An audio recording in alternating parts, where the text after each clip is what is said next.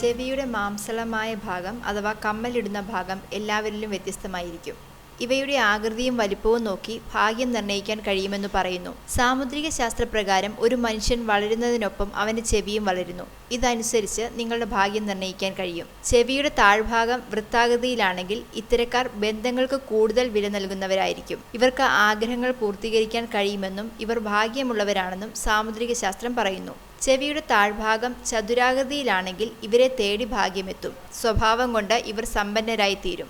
Diamond ആകൃതിയാണ് ഉള്ളതെങ്കിൽ ഇക്കൂട്ടർ ഉയർന്ന വിദ്യാഭ്യാസം സ്വന്തമാക്കുന്നവരായിരിക്കും. അതുകൊണ്ട് തന്നെ വലിയ ചെവിയുള്ളവർ ഭാഗ്യവാന്മാരാണ് എന്നു പറയുന്നു.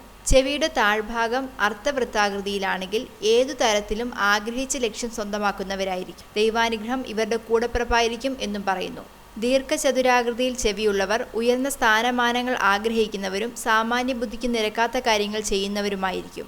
എന്നാൽ ചെവിയുടെ ഈ ഭാഗം ത്രികോണാകൃതിയിലുള്ളതാണെങ്കിൽ ഇവർ ഒറ്റയ്ക്ക് ജീവിക്കാൻ ആഗ്രഹിക്കുന്നവരായിരിക്കും. മാത്രമല്ല മികച്ച വാക്ചാതുര്യം ഇവർക്കുണ്ടായിരിക്കും. വാക് സാമർഥ്യം കൊണ്ട് ആളുകളെ വീഴിക്കാൻ ഇവർക്ക് പ്രത്യേക കഴിവുണ്ടാകും എന്നും പറയുന്നു. ലൈഫ് സ്റ്റൈൽ ഡെസ്ക്, മംഗളം ഓൺലൈൻ.